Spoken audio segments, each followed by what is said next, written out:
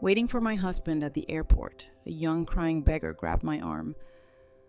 "I need you to listen. Don't board." I tried to pull away. She said, "In 3 hours, you'll have a choice. Choose the unexpected." I thought she was crazy, but 3 hours later, I received a call that "I'm glad to have you here. Follow my story until the end and comment the city you're watching from so I can see how far my story has reached. My name is Gretchen, and I'm 57 years old. I thought I knew everything about my life until a crying beggar at the airport changed everything in 3 hours. I was sitting in Terminal B at Reagan National Airport, nervously checking my watch for the third time in 10 minutes. Damon's flight from Chicago was delayed again, and I could feel that familiar knot forming in my stomach. 25 years of marriage, and I still got anxious when his business trips ran longer than expected. The airport smelled like stale coffee and jet fuel. Overhead, announcements echoed through the terminal, mixing with the constant hum of travelers dragging their luggage across the polished floors. The fluorescent lights cast everything in a cold, sterile glow that made everyone look tired and pale. I was reading the same page of my book for the fourth time when she appeared. She couldn't have been more than 20, with tangled brown hair and clothes that had seen better days. Her face was streaked with tears, and she was clutching a crumpled piece of paper in her trembling hands. Most people were giving her a wide berth, the way you do with someone who clearly doesn't belong in an airport terminal. But she walked straight toward me. "Excuse me," she said, her voice shaky but urgent. "Are you Gretchen Morrison?" I looked up from my book, startled. How did this stranger know my name? I clutched my purse a little tighter and gave her a cautious nod.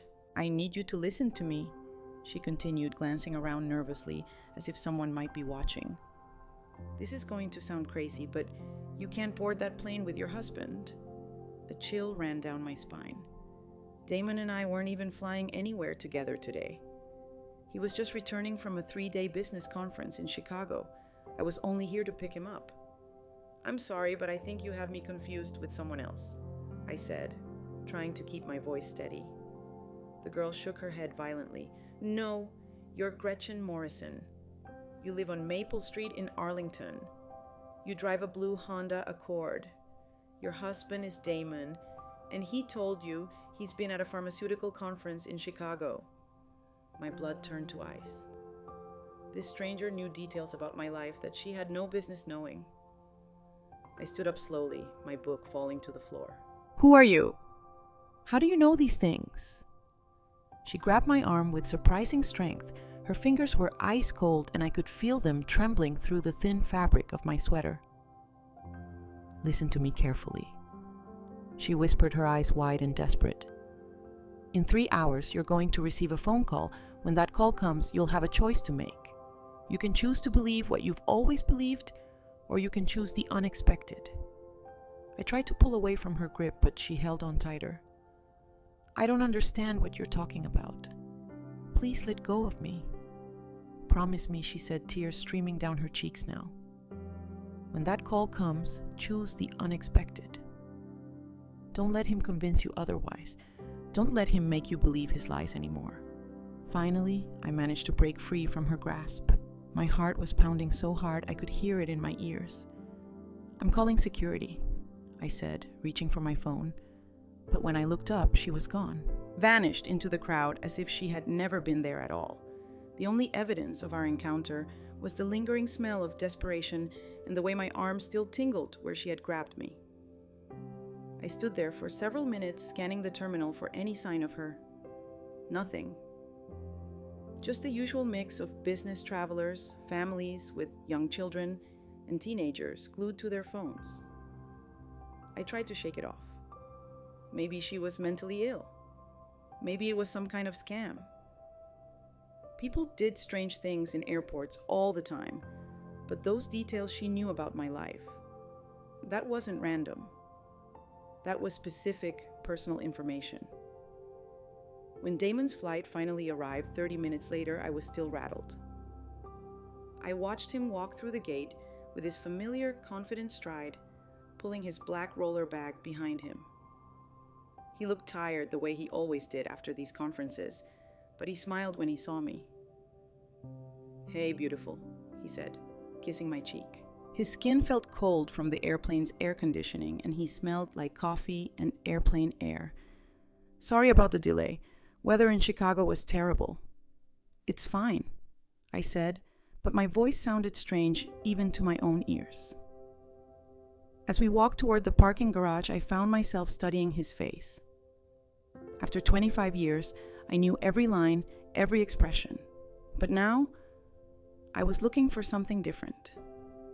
Signs of deception, guilt, anything that might explain the encounter with that strange girl. "Everything okay?" Damon asked as we reached the car. "You seem distracted." I hesitated. Part of me wanted to tell him about the girl, but another part held back. What would I say? That a homeless stranger knew our personal information and warned me about some mysterious phone call. It sounded insane even in my own head. "Just tired," I said instead. "How was the conference?" He launched into his usual post-trip report as I drove us home through the familiar streets of Arlington. New pharmaceutical regulations, networking opportunities, potential clients, the same topics he always discussed after these business trips. But something felt different this time. Maybe it was the girl's warning echoing in my head. But I found myself paying closer attention to his words. Was he being more vague than usual? Were there gaps in his timeline that I had never noticed before? When we got home, Damon went straight to our bedroom to unpack. I could hear him moving around upstairs, opening drawers, hanging up clothes, normal post-trip activities. I made coffee and sat at our kitchen table, staring out the window at our small backyard. The afternoon sun was filtering through the oak tree we had planted on our 10th anniversary, casting dancing shadows across the lawn. 3 hours. The girl had said 3 hours. I looked at the clock on the microwave. It was 2:15 in the afternoon. That meant the call would come around 5:15 if the girl was right about anything. But that was ridiculous. Random strangers don't predict phone calls. This was all some kind of coincidence or misunderstanding. I tried to focus on normal things. I started dinner preparations, sorting through mail, planning my week. But every few minutes, my eyes would drift to that clock. 2:30, 2:45, 3:00. Damon came downstairs around 3:30, having changed into his comfortable weekend clothes. He kissed the top of my head as he passed by to pour himself a cup of coffee. "Smells good in here," he said, referring to the pot roast I had started. "I missed your cooking. The hotel restaurant wasn't good. Hotel food is hotel food," he said with a shrug. "Nothing beats a home-cooked meal." We sat together at the kitchen table, sharing comfortable silence the way couples do after decades together. But I kept stealing glances at him, searching for something I couldn't quite name. 4 o'clock came and went. Then 4:30, I was starting to feel foolish for giving any credence to a stranger's ramblings. But at exactly 5:14, my phone rang. I looked at the caller ID. Unknown number. My hands started trembling as I remembered the girl's words. "In 3 hours, you're going to receive a phone call." "Aren't you going to answer that?" Damon asked, looking up from his newspaper. I stared at the phone, my heart racing. Choose the unexpected, the girl had said. But what did that even mean? The phone stopped ringing, then immediately started again. Same unknown number. This time I answered. Mrs. Morrison, the voice was professional, clinical. "This is Dr. Sarah Chen from George Washington University Hospital. I'm calling about your husband, Damon Morrison." My world tilted on its axis. Damon was sitting right across from me, alive and well, reading the sports section. "I'm sorry," I said, my voice barely a whisper. "There must be some mistake. My husband is right here. Ma'am, I understand this must be confusing, but Mr. Morrison was brought into our emergency room approximately 2 hours ago following a car accident. He's listed you as his emergency contact." I looked at Damon, who was now watching me with a puzzled expression. He mouthed, "Who is it?"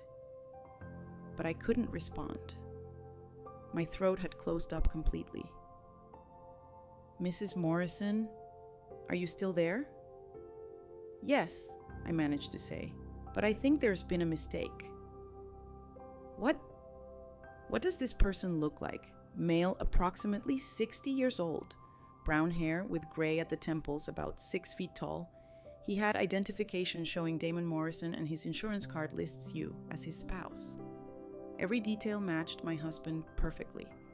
The husband, who was sitting across from me, very much not in a hospital emergency room. I'll be right there, I said, ending the call. Damon sat down his newspaper. What was that about? You look like you've seen a ghost. I stared at him, the girl's warning ringing in my ears. Choose the unexpected. Don't let him convince you to believe his lies anymore. For the first time in 25 years, I looked at my husband and wondered if I knew him at all. The drive to George Washington University Hospital felt like moving through thick fog. Every red light, every turn gave me more time to think about the impossibility of what was happening. How could my husband be in 2 places at once? Damon had insisted on coming with me. Of course, there's obviously been some kind of mix-up with the identification, he said as we walked through the hospital's automatic doors. We'll get this sorted out quickly, but something in his voice didn't sound quite right. There was a tightness there, a forced casualness that I had never noticed before. The emergency room smelled like disinfectant and anxiety. Fluorescent lights buzzed overhead, casting harsh shadows on the faces of people waiting in plastic chairs. A television mounted in the corner played the evening news with the sound turned down. At the reception desk, a tired-looking woman in scrubs looked up our information. Morrison, she said, typing on her keyboard. Yes, he's in room 12. Are you his wife? I think there's been a mistake, Damon said, stepping forward with his confident smile. I'm Damon Morrison, and this is my wife. As you can see, I'm perfectly fine.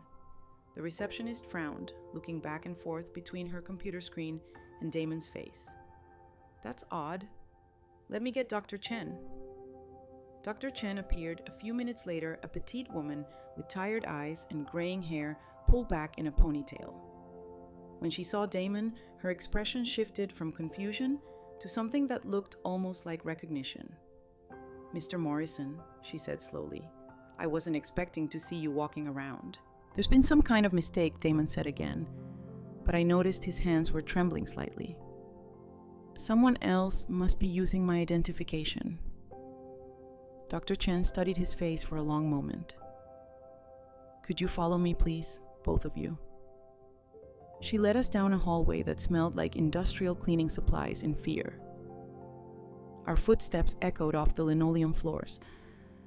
Through open doorways, I caught glimpses of people connected to machines, families holding vigil, the machinery of life and death humming quietly in the background. Room 12 was at the end of the hall. Dr. Chen paused with her hand on the door handle. I should prepare you, she said to me. The patient has facial injuries from the accident, but his identification was very clear. And when we called the emergency contact number, she pushed open the door. The man in the hospital bed was connected to several machines that beeped softly in the quiet room. His face was swollen and bruised, making it difficult to see his features clearly. But even with the injuries, even with the medical equipment surrounding him, I could see enough. It wasn't Damon, but it also wasn't not Damon, if that made any sense. The height was right. The build was right. Even the hair color, what I could see of it, beneath the bandages, was the same shade of brown with gray at the temples. I told you it was a mistake, Damon said. But his voice sounded hollow. That's not me. Dr. Chen was watching him carefully. The strange thing is, this patient's wallet contained a driver's license with your name and address. His insurance cards, his credit cards, even a library card, all with your information. My legs felt weak.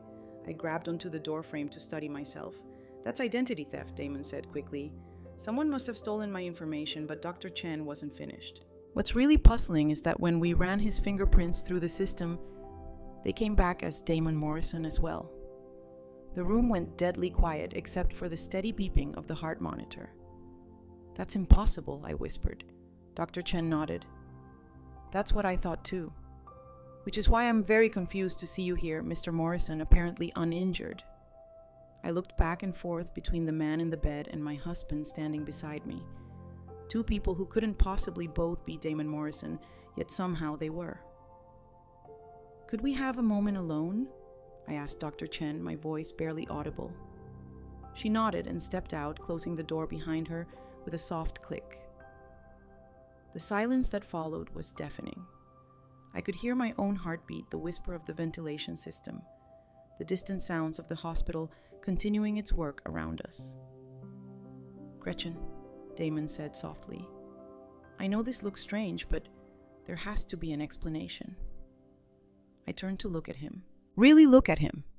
After 25 years, I knew every line of his face, every expression he made when he was nervous or tired or trying to convince me of something. And right now, he was definitely trying to convince me of something. "Who is he?" I asked, pointing toward the bed. "I have no idea. Some criminal who stole my identity, apparently." But even as he said it, I could see the lie in his eyes.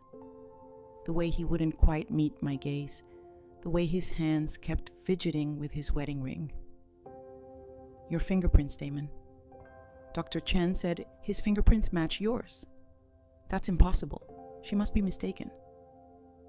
I walked closer to the bed, studying the injured man's face. Despite the swelling and bruises, there was something familiar about the shape of his nose, the set of his jawline. "How long have you been living a double life?" I asked quietly, not turning around. The silence behind me stretched so long that I thought maybe he had left the room. But when I finally turned around, he was still there, his face pale and his hands clenched into fists. "I don't know what you're talking about." "The girl at the airport," I said, the pieces starting to fall into place. "She knew you'd been lying to me. She knew about this somehow." Damon's face went even paler. "What girl at the airport, a young woman, maybe 20 years old?" "She warned me about a phone call. She said when it came, I should choose the unexpected instead of believing your lies." For the first time since I'd known him, Damon looked genuinely afraid. "Gretchen, listen to me," he said, taking a step toward me. "Whatever someone told you, whatever you think you know, it's not what it seems." "Then explain it to me," I said, crossing my arms. "Explain how there are two Damon Morrisons. Explain how this man has your fingerprints, your identification, your emergency contact information. Explain how a stranger at the airport knew about phone calls that wouldn't happen for 3 hours." He opened his mouth, then closed it again. For 25 years, Damon had always had an answer for everything. He was the kind of man who could talk his way out of any situation, who could make you believe that black was white if it served his purposes.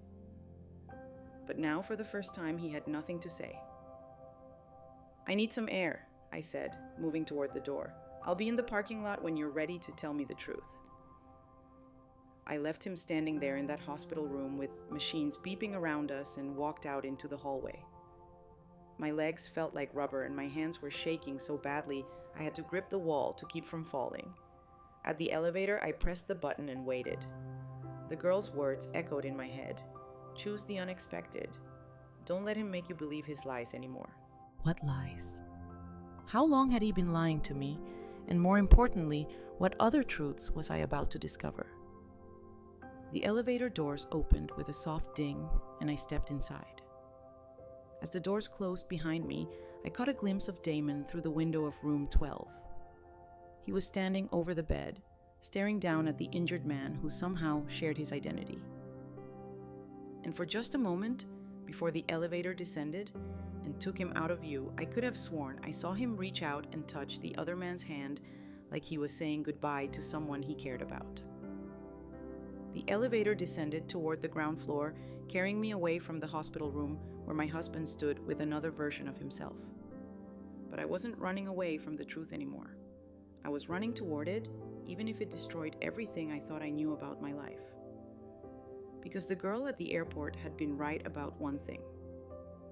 In 3 hours, I had received a phone call that changed everything. And now I was choosing the unexpected no matter how much it might hurt. By the time the elevator doors opened in the lobby, I had made my decision. I was going to find out who my husband really was, even if it meant discovering that I had never known him at all. I didn't go to the parking lot. Instead, I found myself sitting in the hospital cafeteria, staring at a cup of coffee that had long since gone cold. The fluorescent lights buzzed overhead, and the smell of institutional food mixed with disinfectant created an atmosphere of surreal normalcy. My phone had been buzzing with text messages from Damon for the past hour. "Where are you? We need to talk. Please come back." I ignored them all. Instead, I kept thinking about that moment in the elevator when I saw him touch the other man's hand. There had been tenderness in that gesture, familiarity. You don't touch a stranger like that, especially not a stranger who supposedly stolen your identity. "Excuse me. Are you Mrs. Morrison?" I looked up to see a woman about my age, maybe a few years younger, with shoulder-length blonde hair and worried blue eyes. She was clutching a leather purse against her chest like a shield. "Yes," I said cautiously. "Do I know you?" She sat down across from me without being invited, her hands trembling as she placed them on the table. "My name is Linda. Linda Morrison." The name hit me like a physical blow. Morrison. She was claiming to be a Morrison too. "I think we need to talk." She continued, her voice barely above a whisper about Damon. My mouth went dry. "I don't understand." Linda reached into her purse and pulled out a photograph. She slid it across the table toward me.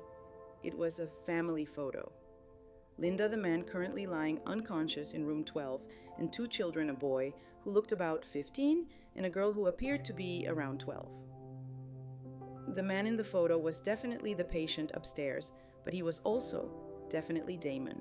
The same smile, the same way of holding his shoulders, even the same small scar above his left eyebrow that he'd gotten in college playing baseball.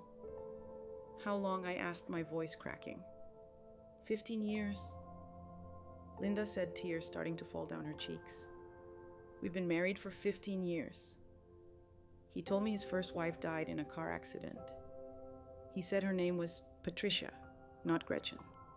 I felt like I was drowning. 25 years of marriage, and for the last 15 of them, my husband had been living an entirely separate life with another family.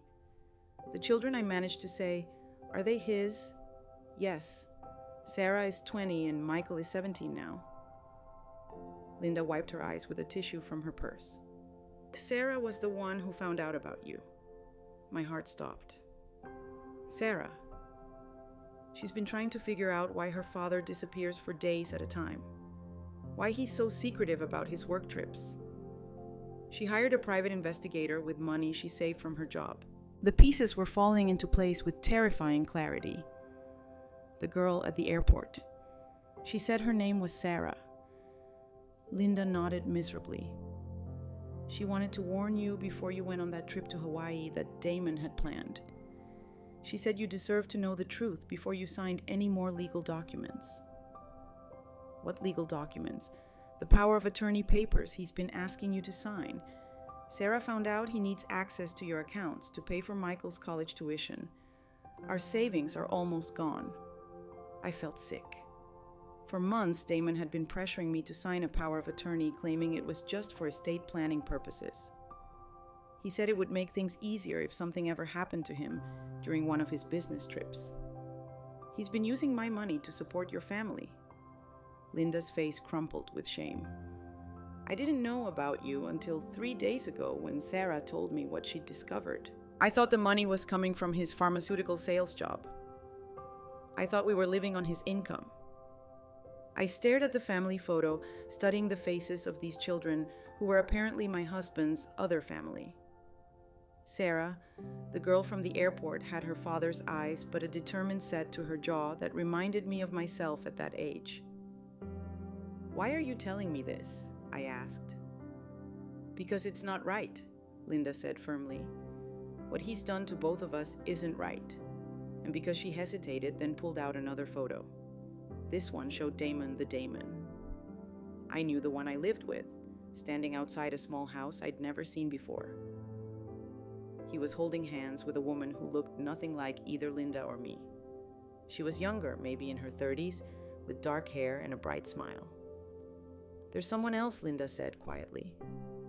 "Sarah thinks there might be a third family." The cafeteria around us seemed to blur and tilt. I gripped the edge of the table to keep from falling out of my chair. "How many lives is he living?" I whispered. "We don't know." But Sarah found evidence of at least 3 different identities, 3 different addresses, 3 different families. I thought about all those business trips over the years, Chicago every month sometimes, Denver, occasionally Phoenix. I had never questioned them because Damon worked in pharmaceutical sales, and it made sense that he would need to travel to meet with clients. But what if there were no clients? What if each trip was just him cycling between his different wives, his different lives? "The man upstairs," I said, looking toward the ceiling as if I could see through to room 12. "That's really him, isn't it? Not some stranger with stolen identification?" Linda nodded. "That's my husband, the father of my children. And apparently he's your husband too." We sat in silence for several minutes, both of us trying to process the magnitude of the deception. Around us, hospital staff moved through their routines. Families waited for news about their loved ones, and life continued as if the world hadn't just tilted off its axis. "What do we do now?" I finally asked. Linda reached across the table and took my hand. Her fingers were cold but steady. "We find out the truth," she said. "All of it. Sarah has been keeping detailed records of everything she's discovered. Names, addresses, bank account numbers. She wants to meet with you. Where tomorrow morning? There's a coffee shop on King Street in Alexandria called The Daily Grind. 1000. I nodded. Even though part of me wanted to run away from all of this, go home, pretend I'd never received that phone call, never met the girl at the airport, never discovered that my entire marriage was built on lies. But I couldn't unknow what I now knew. And more importantly, I couldn't let him continue to hurt other people the way he'd hurt Linda and me. "There's something else," Linda said, her voice dropping even lower. "Sarah thinks he might be planning to disappear completely. She found evidence that he's been moving money offshore, selling properties we didn't know he owned. What does that mean? It means he might be planning to abandon all of us, take whatever money he's accumulated from his different lives, and start over somewhere else." The thought made my stomach lurch. After 25 years, was Damon really planning to just vanish, leave me with nothing but questions and debt? My phone buzzed again. Another text from Damon. "Gretchen, please come back to the hospital. We need to figure this out together." I showed the message to Linda and she let out a bitter laugh. "He's probably panicking right now," she said. "Wondering how much you know, trying to figure out how to spin this. Should I go back?" "Not yet." "Let him wonder. Let him worry." Linda gathered up the photos and put them back in her purse. "Tomorrow, after you meet with Sarah, you'll have all the information you need. Then you can decide how you want to handle this." We exchanged phone numbers and agreed to stay in touch. As Linda walked away, I watched her go and wondered how many other women like us there were. How many other families had Damon built his lies upon? I finally left the hospital around 10 o'clock that evening. The parking lot was mostly empty, and my footsteps echoed off the concrete as I walked to my car. The night air was crisp and clear, a stark contrast to the suffocating atmosphere of secrets and lies I'd been breathing all day. When I got home, Damon's car wasn't in the driveway. The house was dark and silent, which was unusual.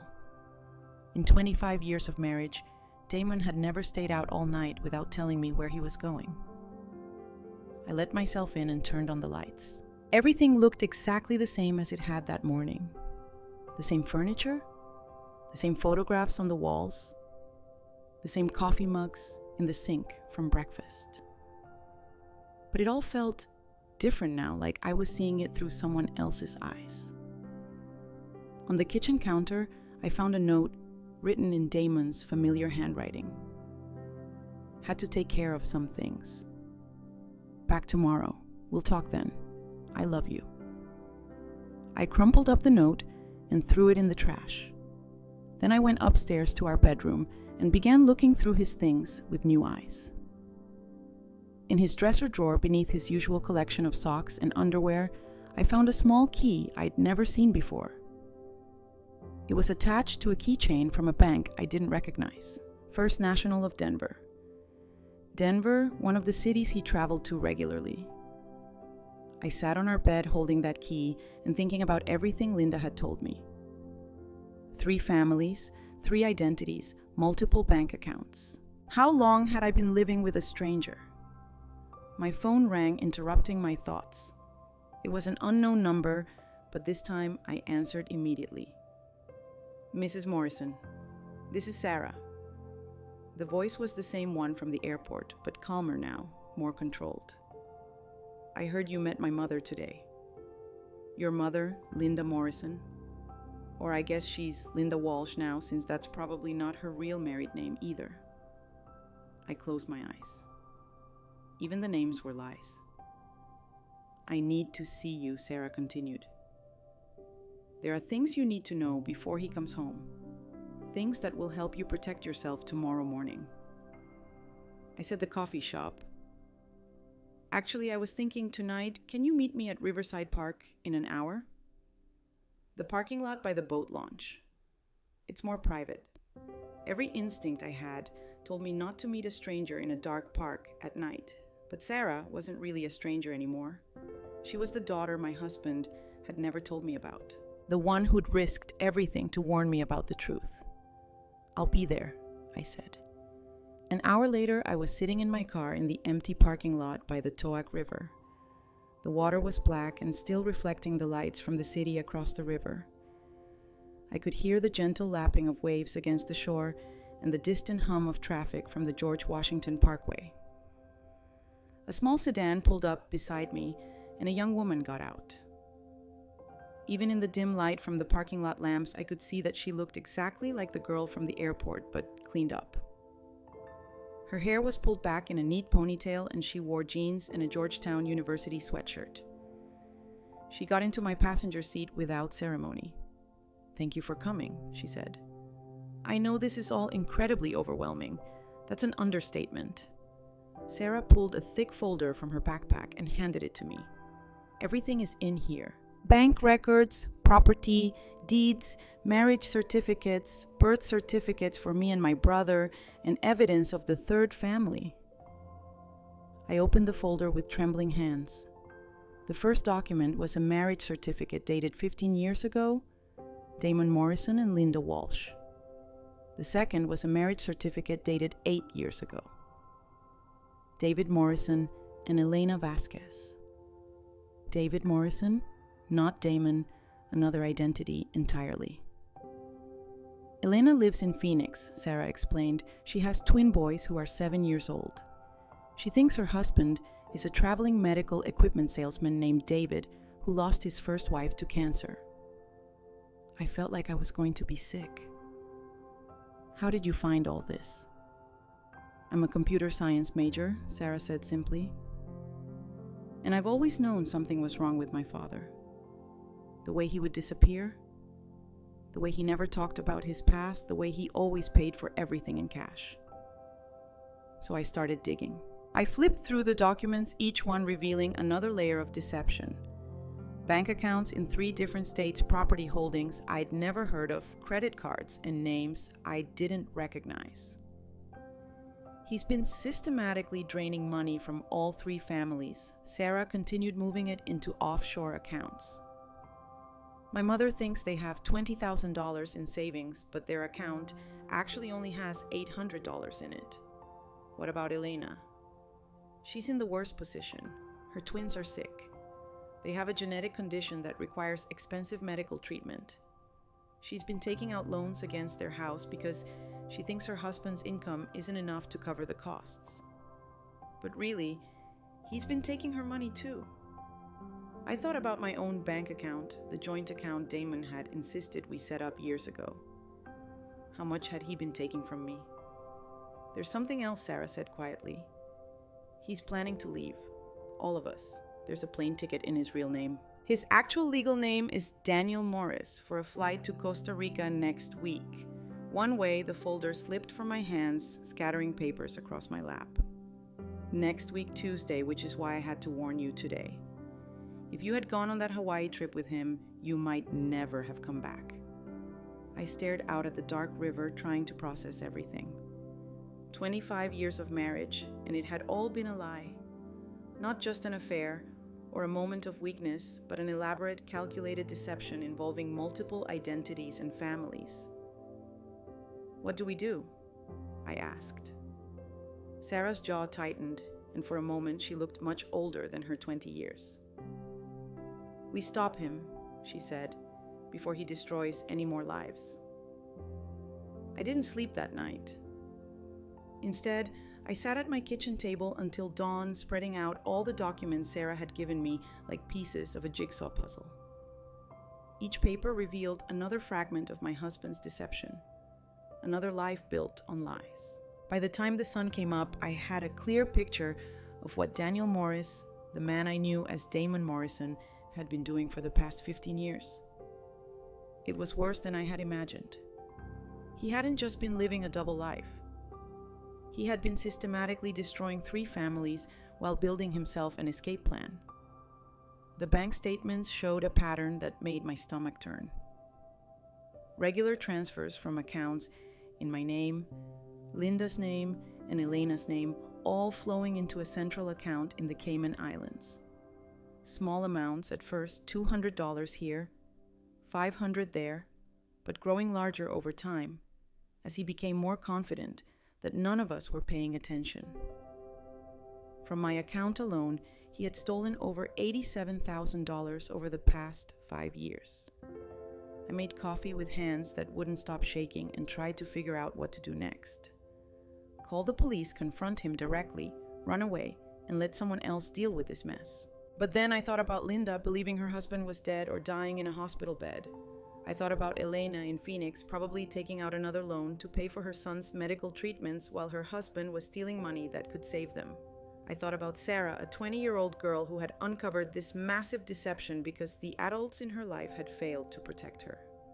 I couldn't run away, not when other people were still being hurt. My phone rang just after 7 in the morning. It was Damon.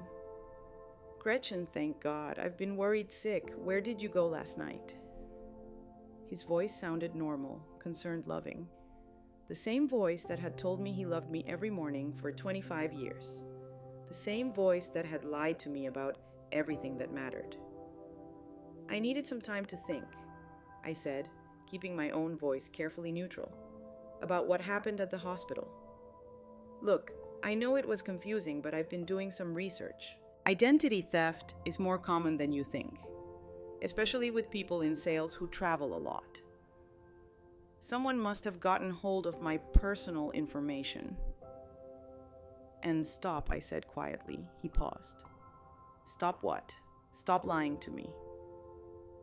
I know about Linda. I know about Elena. I know about the bank accounts and the plane ticket to Costa Rica. The silence that followed was so complete I wondered if he had hung up, but I could hear his breathing on the other end of the line, shallow and rapid. I don't know what you're talking about, he finally said, but his voice had lost its confident tone. Daniel Morris. I said, using his real name for the first time. That's who you really are, isn't it? Not Damon Morrison? That's just one of your identities? Another long silence. When he spoke again, his voice was different, harder, more calculating. Who have you been talking to? People who deserve the truth just like I do. Gretchen. You don't understand. It's complicated. There are reasons. I understand perfectly, I interrupted. You've been running a con for 15 years, 3 wives, probably more children than I know about, and bank accounts full of stolen money. What I don't understand is how you thought you could get away with it forever. I never meant for it to go this far, he said. and for the first time he sounded genuinely remorseful. It started as just survival. After my first marriage fell apart, I was desperate. I needed money. I needed a fresh start. The identity thing was supposed to be temporary. 15 years is not temporary. I know it got out of hand, but Gretchen, I do love you. Whatever else you believe, please believe that, I almost laughed. You love my bank account. You love having a stable home base between your other lives. But you don't love me, Daniel. You don't even know me. That's not true. We have 25 years together. That has to count for something. We have 25 years of you lying to me. That's what we have. I could hear him moving around, probably pacing the way he did when he was nervous. I wondered where he was calling from. The hotel he was supposedly staying in, one of his other homes. Maybe he was sitting in Elena's kitchen right now, having this conversation while she got their sons ready for school. What do you want? He asked finally. I want you to turn yourself in. I want you to return the money you've stolen. I want you to stop hurting people. And if I don't, then Paloma, Sarah, Linda, Elena, and I will do it for you. We have all the evidence, Daniel. Bank records, property deeds, documentation of every lie you've told. You can end this quietly, or we can make it very public. Your choice. He was quiet for so long that I thought the call had dropped. But then he spoke, and his voice was cold in a way I had never heard before. You have no idea what you're dealing with, Gretchen. You think this is just about money? You think you can threaten me and I'll just roll over. I think you're a coward who preys on women who trust you. And I think your time is up. Be very careful, he said, each word deliberate and sharp. You don't want to make an enemy of me. The line went dead.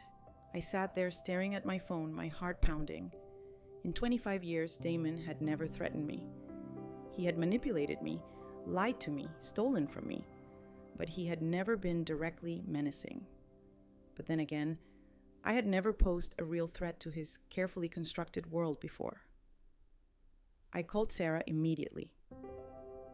He knows, I said when she answered. I confronted him, and he knows we have evidence. What did he say? He threatened me. Not directly, but it was clear enough. We need to move faster then, Sarah said. Can you meet me this morning? I want to show you something else I found. An hour later, we met at a small diner in Alexandria, far enough from Arlington that I was unlikely to run into anyone I knew. Sarah looked tired, like she hadn't slept either, but her eyes were bright with determination. I've been thinking about this all night, she said, sliding into the booth across from me. The plane ticket to Costa Rica isn't his only exit strategy. Look at this. She opened her laptop and showed me a real estate website.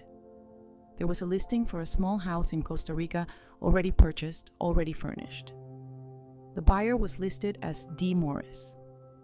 He's been planning this for at least 2 years. Sarah said, this house was bought with money from all three families. Your money, my mother's money, Elena's money. He's built himself a retirement fund by stealing from the people who loved him. I stared at the photos of the house. It was beautiful with white walls and red tile roofs surrounded by tropical gardens. It looked like paradise. A paradise built on lies and theft. There's more, Sarah continued, clicking to another screen.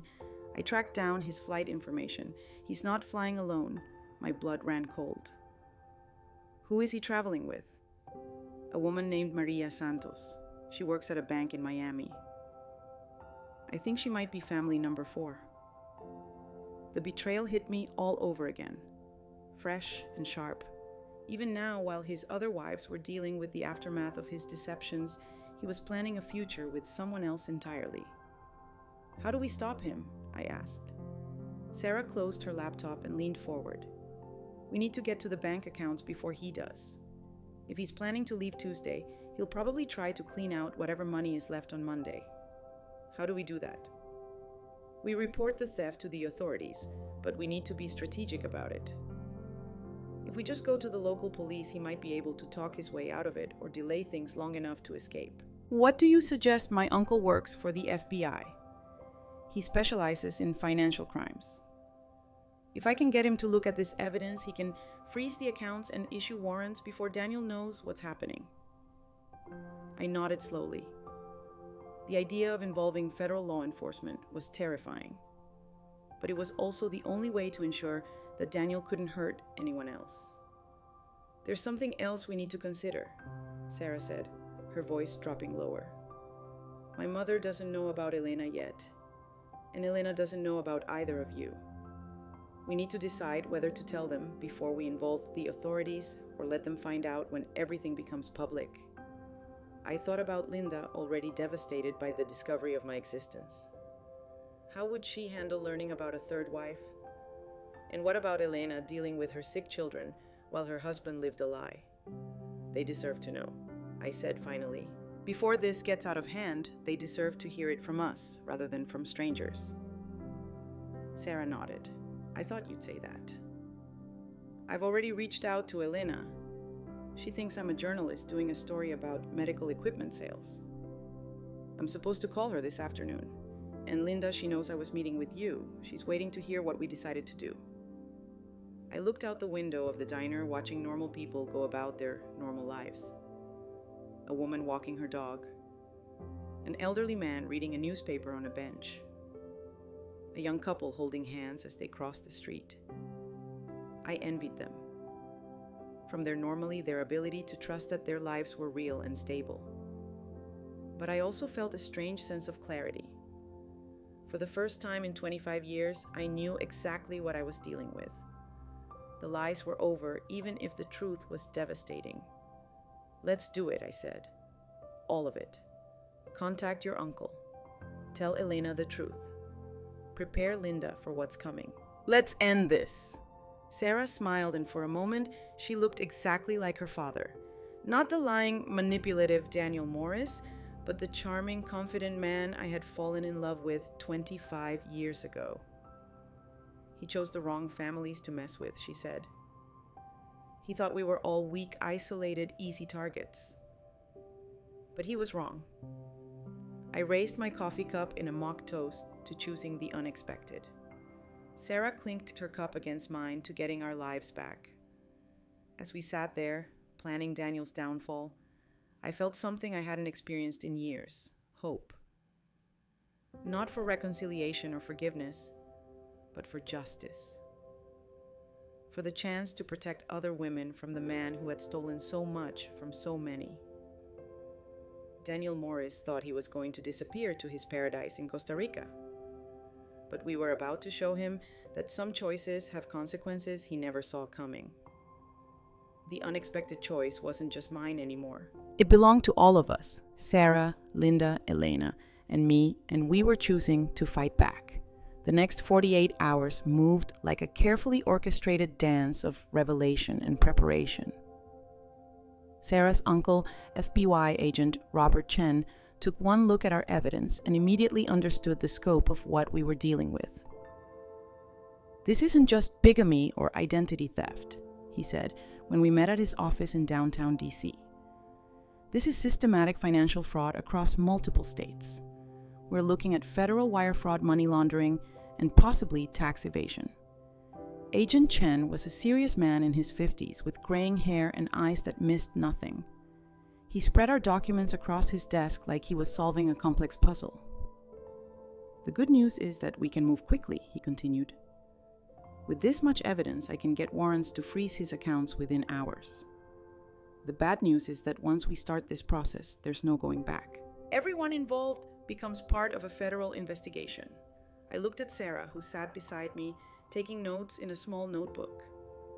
She had been my anchor through all of this, the steady voice of reason, when everything else felt like chaos. What about the other wives? I asked. Linda and Elena. They'll be interviewed as victims, but they'll also need to provide testimony. It could take months to sort through all the financial records and figure out exactly how much money was stolen from each family. And Agent Chen's expression hardened. If he tries to leave the country Tuesday as planned, he'll be arrested at the airport. If he doesn't show up for that flight, we'll issue a federal warrant and bring him in wherever he is. After leaving the FBI office, Sarah and I drove to a small cafe in Georgetown where Linda was waiting for us. She looked like she had aged 10 years in the past 3 days. Her blonde hair hung limp around her face, and there were dark circles under her eyes. "How did it go?" she asked as we sat down. "It's happening," Sarah said gently. "Uncle Robert is filing the paperwork today. By tomorrow morning, all of Daniel's accounts will be frozen." Linda nodded slowly. "And Elena, this was the conversation I had been dreading." The night before, Sarah had finally reached Elena Vasquez in Phoenix and told her the truth about her husband's other families. According to Sarah, Elena had hung up 3 times before finally staying on the line long enough to hear the whole story. "She's flying here tonight. Sarah said she wants to meet all of us before the FBI gets involved. How is she handling it?" Sarah exchanged a glance with me. "About as well as you'd expect. She's angry, confused, and scared. Her twins are supposed to start a new treatment program next week that costs $15,000. She was planning to use money from their joint savings account, but now she knows that account is probably empty." Linda put her face in her hands. "Those poor children. The FBI says they'll work to recover as much stolen money as possible," I said. "But it could take time. Time those kids don't have," Linda said bitterly. We sat in silence for a few minutes, each lost in our own thoughts. Around us, the cafe buzzed with normal afternoon activity students, working on laptops, business people, having meetings, couples, sharing dessert, life continuing as usual while our world fell apart. "I keep thinking about all the signs I missed," Linda said finally. The way he never wanted me to answer the phone when he was home.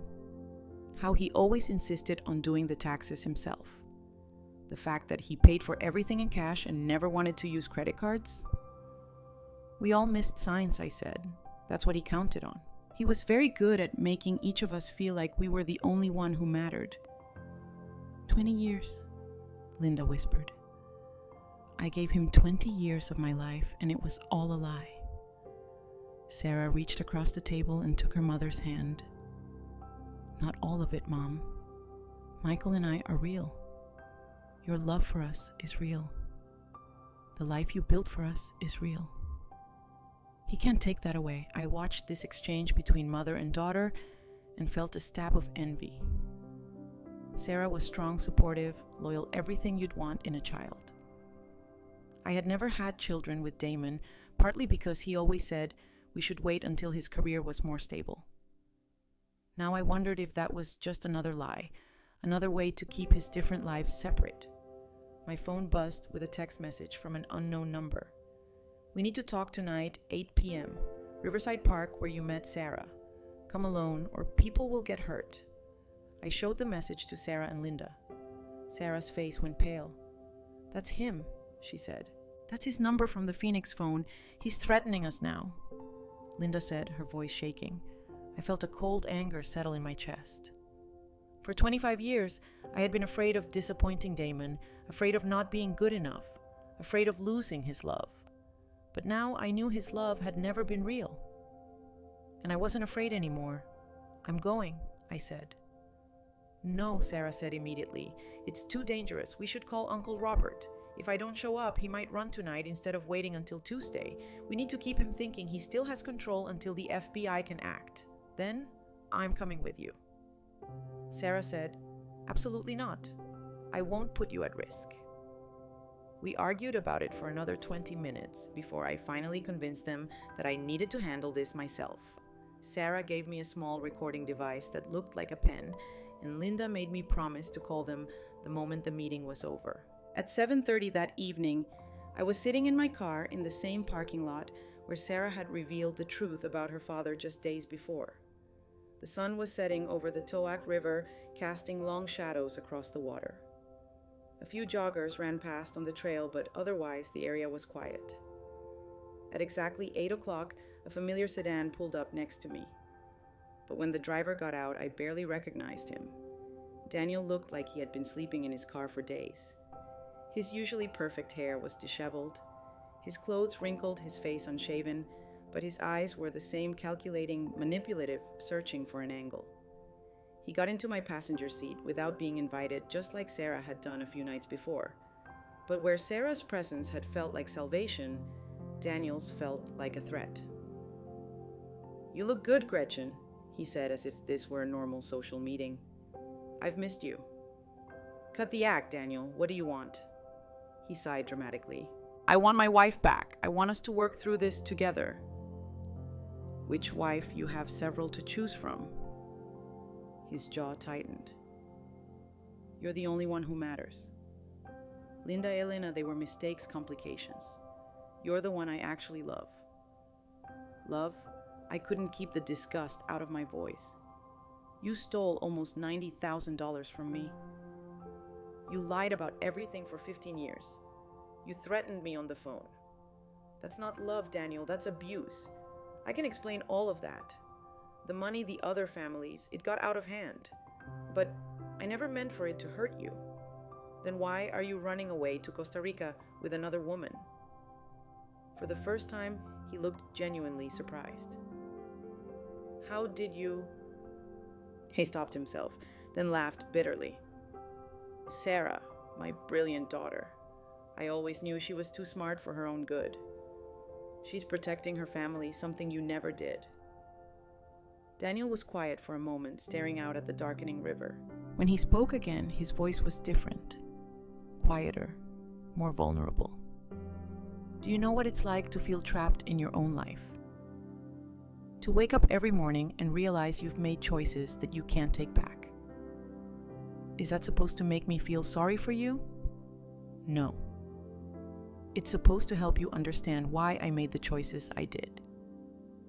After my real first marriage fell apart, and yes, there was a real first marriage before you, I was broke, desperate, living in my car. When I met you, you were successful, stable, everything I needed to get back on my feet. So, you used me at first, yes. But then I fell in love with you. Really fell in love. And I wanted to be the man you deserved. But I didn't know how to become that man without lying about who I really was. And Linda, Elena, were they just more lies?" He rubbed his face with both hands. "Linda happened because I was traveling so much for work and I was lonely. I told myself it was just temporary, just until I figured out how to be honest with you. But then she got pregnant with Michael, and suddenly I had another family depending on me and Elena." Elena was, he trailed off, then shook his head. "Elena was me trying to start over again. I thought if I could create one honest relationship, maybe I could figure out how to fix the others by lying to her too. By being someone different with her. David Morrison was going to be the man Daniel Morris never learned how to be." I stared at him. This stranger who had shared my bed for 25 years. "And Maria, your Costa Rica girlfriend Maria, knows the truth about all of it. She's the only person who knows who I really am. And she loves me anyway." The casual way he said it felt like a physical blow. After everything, all the lies, all the stolen money, all the broken lives, he had found someone who accepted him completely while the rest of us had loved illusions. "You're really going to leave all of us," I said. "Your children, your families, everyone who depended on you. What's the alternative? Stay here and go to prison. Try to make amends that will take the rest of my life to complete. Destroy what's left of my relationship with Sarah and Michael. Take responsibility for once in your life. Take responsibility for what you've done." Daniel turned to look at me directly, and for a moment, I saw a flash of the man I had married. Charming, persuasive, dangerously appealing. "Come with me," he said quietly. "What?" "Come with me to Costa Rica. We can start over. Do it right this time. No lies, no other families, just us." I almost laughed at the audacity of it. "You want me to run away with you after everything you've done? I want us to have a chance at something real. 25 years, Gretchen. That has to count for something. It counts as 25 years of lies. Not all of it was lies. The way I felt about you, the life we built together, that was real. For just a moment, I felt a flicker of the old temptation. The desire to believe him, to find a way to make this work, to salvage something from the wreckage of our marriage. But then I thought about Sarah risking everything to protect the people she loved. I thought about Linda betrayed and abandoned with 2 children to raise. I thought about Elena and her sick twins struggling to pay for medical care while their father stole their money. No, I said firmly. I'm not running away with you. I'm not enabling your lies anymore. Daniel's expression hardened again. Then you're making a mistake. A big one. Is that another threat? It's a warning. If you go through with this FBI thing, if you try to destroy me, I will make sure you regret it. I know things about you, Gretchen. Things that could ruin your reputation, your career, your life. I almost asked what he meant, but then I realized it didn't matter. Whatever secrets he thought he had, whatever leverage he imagined he held over me, it was just another form of manipulation. Go ahead, I said. Do your worst. I'm done being afraid of you. He stared at me for a long moment, then got out of the car without another word. As he drove away, I sat there in the growing darkness, my heart pounding with adrenaline and something else, something that felt like freedom. I called Sarah immediately. It's done, I said when she answered. He's running scared, but he's not backing down. Tomorrow, we end this. The next morning, Agent Chen called to tell us that Daniel Morris had been arrested at Dallas Airport trying to board an early flight to Costa Rica. Maria Santos had been with him, and both of them were in federal custody. The web of lies that had taken 15 years to build had finally unraveled completely. But the real work of rebuilding our lives was just beginning. 6 months later, I was sitting in a small cafe in Old Town Alexandria, watching Elena play with her 7-year-old twins in the courtyard outside. The boys were healthy now, their medical treatments fully covered by the money the FBI had recovered from Daniel's offshore accounts. Their laughter carried through the open windows, mixing with the gentle hum of afternoon conversation. Linda sat across from me, looking more like herself than she had in years. She had cut her hair shorter and was wearing a bright blue dress that brought out her eyes. The haunted look she'd carried for months was finally starting to fade. The divorce is final next week, she said, stirring sugar into her coffee. 20 years of marriage officially over. How are you feeling about it? She considered the question seriously, relieved mostly, and grateful that I found out when I did. Sarah calculated that if Daniel had succeeded in his plan, he would have left me with over $40,000 in debt and no way to pay for Michael's senior year of college. I nodded, understanding completely. The financial recovery had been more successful than Agent Chen had initially predicted. Daniel had been sloppy with his money laundering, making it relatively easy for federal investigators to trace the stolen funds. Between my accounts, Linda's accounts, and Elena's accounts, we had recovered almost $300,000 that he had stolen over the years. But money was only part of the healing process. Have you heard from him?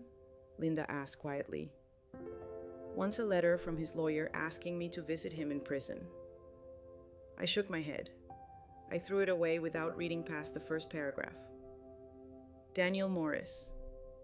I still had trouble thinking of him by his real name, had been sentenced to 8 years in federal prison for wire fraud, money laundering, and bigamy. His lawyer had tried to argue for a lighter sentence based on his cooperation with authorities, but the judge had been unimpressed by a man who had systematically betrayed 3 families for over a decade. The sentencing had been surreal. I sat in the courtroom between Linda and Elena, watching this man who had dominated our lives for so many years reduced to an orange jumpsuit and handcuffs. When the judge asked if he had anything to say before sentencing, Daniel had stood up and delivered what sounded like a rehearsed speech about taking responsibility for his actions. But he never once looked at any of us. Even at the end, He couldn't face what he had done to the people who had loved him.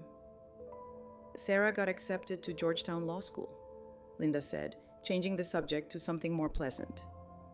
That's wonderful. She'll make an excellent lawyer. She wants to specialize in financial crimes, helping victims of fraud. I think this whole experience gave her a sense of purpose. I smiled thinking about the young woman who had warned me at the airport all those months ago. Sarah had testified at Daniel's trial with a composure that impressed even the federal prosecutors. She had presented her evidence clearly and methodically, showing exactly how her father had built his web of lies and how it had affected each of his victims. But more than that, she had become the heart of our unlikely family of survivors. It was Sarah who organized our monthly dinners. Sarah who made sure Elena's boys had Christmas presents when money was still tight. Sarah who helped me figure out how to rebuild my credit after Daniel's theft. What about Michael? I asked. How is he handling all this? Linda's expression grew more serious. Better than I expected, actually. He was angry for a long time. At his father, at me, for not seeing the truth sooner at the whole situation, but he's been going to counseling and I think it's helping. Michael had been the family member most devastated by the revelations about Daniel. At 17, he was old enough to understand the scope of his father's betrayal, but young enough to feel personally abandoned by it. He had spent several months refusing to talk to anyone about the situation, throwing, clear his throat, himself into school and sports as a way to avoid dealing with the emotional fallout. But gradually, with the help of therapy and the support of his sister and mother, he had started to process what had happened. The last time I saw him, he had even asked thoughtful questions about my experience trying to understand how his father had managed to deceive so many people for so long. And Elena, I asked, she's doing well. Better than well, actually. Did you know she went back to school? I hadn't known that. Elena and I had developed a cordial relationship over the month since Daniel's arrest, but we weren't as close as Linda and I had become. The trauma of discovering her husband's other families had affected her differently. She had withdrawn from most social contact while focusing intensely on her children's needs. Nursing school. Linda continued. She says she wants to help other people the way the medical staff helped her boys. And she's been dating someone new, a pediatrician, at the hospital where the twins received their treatments. Good for her. Elena deserved happiness after everything Daniel had put her through. Of all of us, she had perhaps suffered the most practical consequences from his deception. While Linda and I had been hurt emotionally and financially, Elena had been caring for seriously ill children while believing she couldn't afford proper medical care. The stress of that situation had nearly broken her. But she had also shown remarkable strength once she learned the truth. Instead of falling apart, she had channeled her anger into action, working with Sarah and the FBI to uncover additional evidence of Daniel's crimes. It was Elena who discovered that Daniel had been using her son's social security numbers to open credit cards, adding identity theft to his list of charges. What about you? Linda asked, turning the conversation back to me. Any regrets about not taking that trip to Costa Rica with him? I almost choked on my coffee. Are you serious? She laughed. I'm kidding, but I mean it. Any regrets about how things turned out? I considered the question seriously. 6 months ago, I had been living a comfortable lie. Married to a man I thought I knew, building a future based on false foundations. Now I was 57 years old, divorced, starting over in many ways. But I was also free. No regrets, I said, finally. For the first time in 25 years, I know exactly who I am and what I want. That's worth more than any comfortable lie. It was true. The month since Daniel's arrest had been difficult in many ways, dealing with lawyers, testifying in court, rebuilding my finances, learning to live alone again. But they had also been liberating. I had sold the house in Arlington, the one where Daniel and I had built our fake life together. Too many memories, too many reminders of the lies I had lived with for so long. Instead, I bought a small townhouse in Georgetown, close enough to Sarah's university that she could visit easily, but far enough from my old neighborhood that I wouldn't constantly run into people who wanted to gossip about my situation. I had also made changes in other areas of my life. For years, Daniel had subtly discouraged me from maintaining close friendships, always finding reasons why we couldn't attend social events or why I shouldn't spend too much time with other people. Now I realized that isolation had been part of his strategy, keeping me dependent on him for social connection and emotional support. So I had started reaching out to old friends, rebuilding relationships that had withered during my marriage. I had joined a book club, started volunteering at a literacy program, even signed up for painting classes at the community college. Small steps, but important ones, in reclaiming the person I had been before Daniel Morris entered my life. I have something to tell you, Linda said, her voice taking on a more serious tone. I'm thinking about moving. We're Portland, Oregon. My sister lives there, and she's been asking me to relocate for years. With Michael starting college in the fall and Sarah settled here in DC, this might be the perfect time for a fresh start. I felt a pang of sadness at the thought of Linda moving so far away. Over the past 6 months, she had become one of my closest friends. We understood each other in a way that other people couldn't. We had shared the unique experience of discovering that our entire adult lives had been built on lies. When I asked, "This summer probably. I've already started looking at jobs there. I'll miss you. I'll miss you too. But Portland isn't that far, and you could always visit." She was right, of course, and I understood her desire for a complete fresh start. Sometimes the only way to heal from trauma is to remove yourself entirely from the environment where it occurred. But her announcement made me think about my own future in a new way. For months, I had been focused on recovery, healing from the betrayal, rebuilding my finances, processing the emotional impact of Daniel's deception. But what came next? What did I want the rest of my life to look like? That evening, I sat on the small balcony of my Georgetown townhouse watching the sunset over the Towac River, the same river where I had met Sarah all those months ago, where she had handed me the folder that changed everything. My phone rang, interrupting my thoughts. It was Sarah. "Are you watching the news?" she asked without preamble. "No." "Why?" "Turn on Channel 7. There's a story about Dad's sentencing appeal being denied." I picked up the remote and found the local news station. Sure enough, there was a brief segment about Daniel's case, complete with file footage from his original sentencing. The reporter mentioned that Morris had attempted to appeal his conviction on technical grounds, but that the federal appeals court had upheld the original sentence. 8 years, no possibility of early release, the reporter concluded. Morris will remain in federal custody until 2032. I turned off the television and called Sarah back. "How are you feeling about it?" I asked. "Relieved mostly. I was worried they might reduce his sentence or find some technicality to let him out early. And now I know he's really gone. For 8 years at least, none of us have to worry about him showing up and trying to manipulate us again."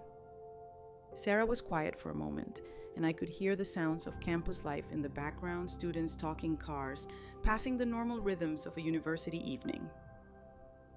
"Can I ask you something?" she said finally. "Of course. See, do you ever wonder what would have happened if I hadn't warned you at the airport that day? If you had gone on that Hawaii trip with him, I had wondered about that many times over the past 6 months. If Sarah hadn't found the courage to approach a stranger with an impossible warning, if I hadn't chosen to believe her, if I hadn't decided to answer that phone call from the hospital, I think he would have convinced me to sign those power of attorney papers," I said. "And then he would have cleaned out our accounts and disappeared just like he planned. I probably would never have known about you and Michael and your mother. I would have spent the rest of my life wondering what had happened to my husband. I'm glad I stopped you." "So am I. You saved my life, Sarah. All of our lives." "No," she said firmly. "You saved yourself. I just gave you information. You're the one who chose to act on it." She was right about that too. The girl at the airport had warned me about a choice. And when that choice came, when the phone rang with news that should have been impossible, I had chosen to believe the unexpected rather than accept the comfortable lie. It was the most important decision I had ever made. After saying goodbye to Sarah, I remained on my balcony as darkness settled over the city. In the distance, I could see the lights of Ronald Reagan Washington National Airport, where this whole journey had begun. Somewhere out there, planes were taking off and landing, carrying people toward new destinations, new possibilities, new choices. Tomorrow, I had a job interview at a nonprofit organization that helped victims of financial fraud. The position would use my background in education to develop programs for people rebuilding their lives after economic abuse. It wasn't something I had ever imagined myself doing. But the work felt important, meaningful, in a way my previous career never had. If I got the job, I would be helping other people navigate the aftermath of betrayal and deception. I would be turning my own painful experience into something that could benefit others. It seemed like the right next choice to make. I thought about Daniel sitting in a federal prison cell, probably still convinced that he was the victim of circumstances beyond his control. He would never understand that his downfall hadn't been caused by bad luck or unfair treatment. It had been caused by the choices he made day after day, year after year. Just as my freedom had been caused by the choice I made to finally stop accepting his lies, the girl at the airport had been right about one thing. When the moment came, I would have a choice. And I had chosen the unexpected, chosen the truth, chosen myself. For the first time in 25 years, I was exactly where I belonged. Now I'm curious about you who listened to my story. What would you do if you were in my place? Have you ever been through something similar? Comment below. And meanwhile, I'm leaving on the final screen 2 other stories that are channel favorites, and they will definitely surprise you. Thank you for watching until here.